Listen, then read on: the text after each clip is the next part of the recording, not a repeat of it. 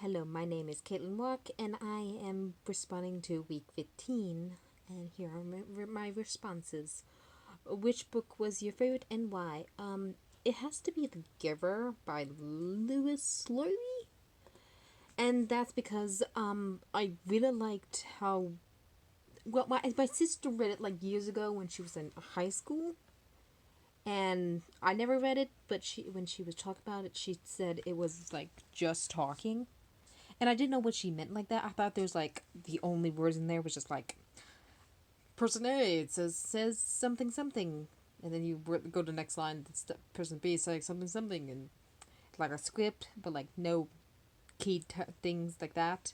And so I was like confused about the giver for a while, and I had like no real expectations for the book. But when I read it, it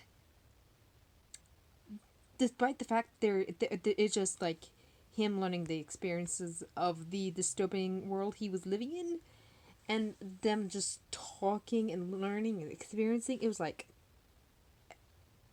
other. It's like it was like watching a action packed movie. I felt like it was my heart was racing the whole time. Was like I was like since I didn't have the since I was like it was kind of hard for me to like actually sit down and read a book. I had the audio version on YouTube, and I was just staring the YouTube videos, just listening, like processing the whole thing, and if my heart racing, because it's like, despite the fact no talking this was just talking, no action, and I watched a movie of it, The Giver, a while ago, and they changed some aspects that now that I read the book kind of ruined the movie for me, because in the movie the ending was climactic. There was a chase by a jet, as but in the movie book actually it was just him sitting, no problems at all. Like I thought any minute there was gonna be a chase scene and I was go running, but that never happened, and it was still exciting.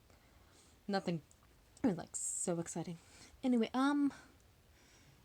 what surprised me about this semester was the fact I read Bomb by Steve Sheenkin, which I never heard about.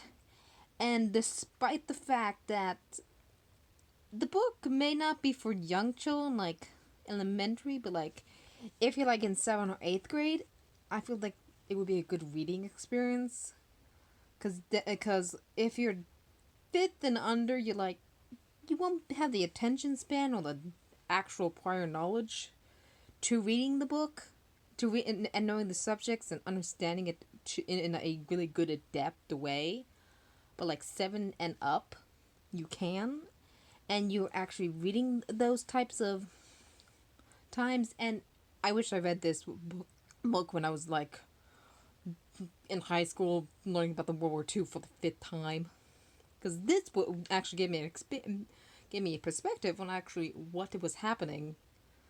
Because we only because my high school we read, read and learned about the Holocaust, but we never really barely touched on the bombs the here the in Japan, and it was really exciting to like read it and like get this perspective on who was who, and I thought it was a really well documented thing.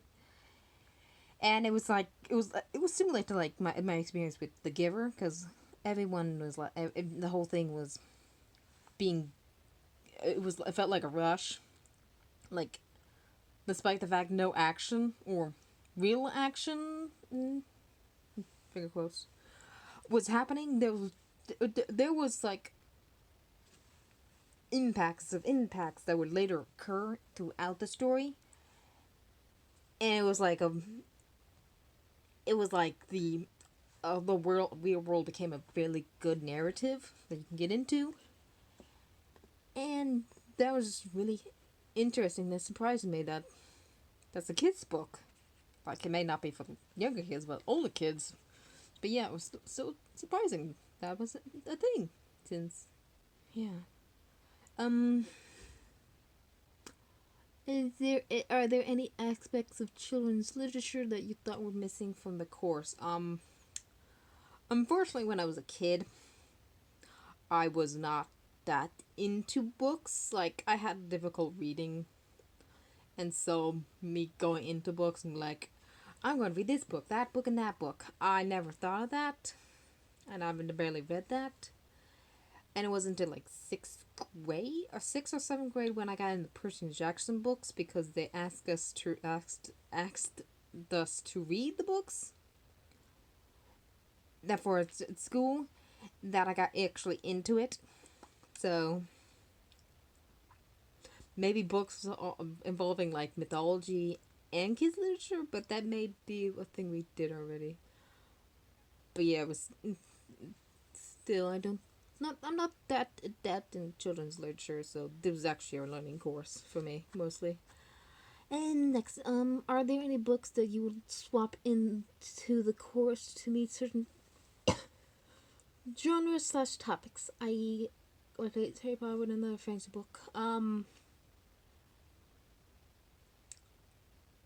feel like Harry Potter would need to be swapped out. Like, a lot of people read it.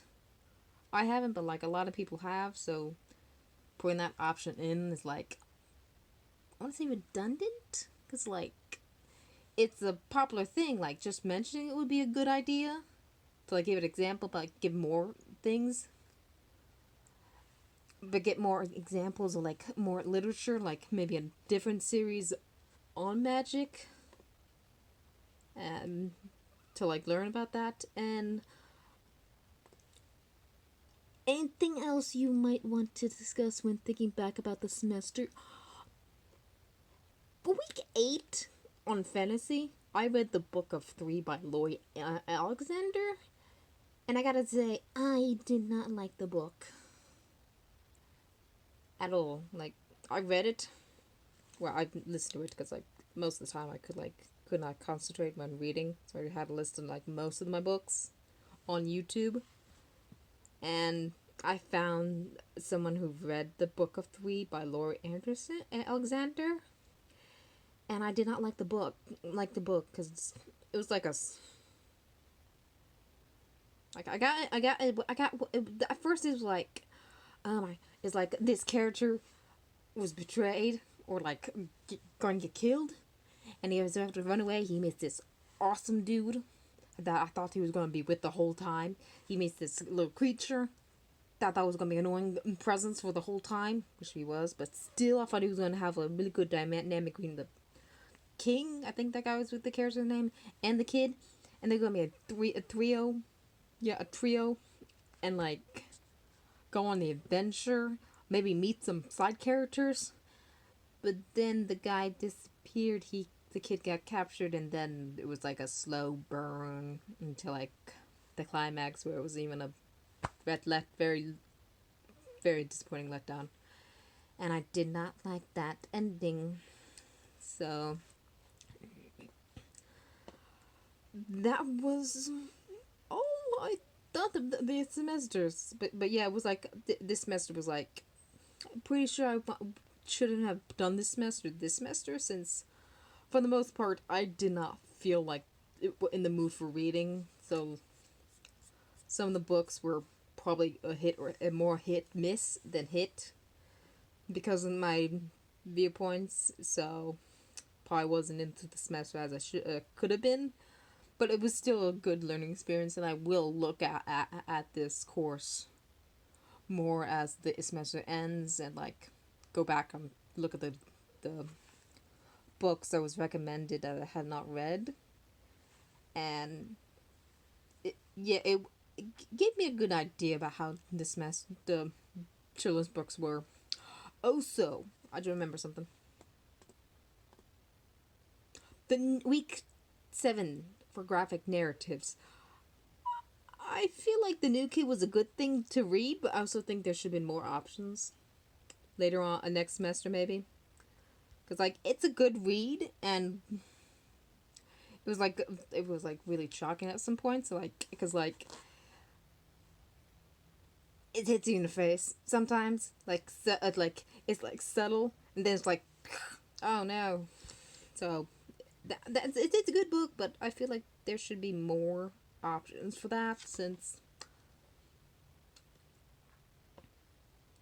we might want to look as teachers might want to look back on this and say, hey, I want to watch see more books like New Kid, but like now I have to look it up, not be here on the page. So I think it would be a good option to like have more graphic novel versions of the graphic novel or different options for the graphic novel next semester if you do that. So yeah, that's about it that I wanted to talk about. So yay, thank you for the semester and thank you for teaching me. Anyway, have a good day. Bye.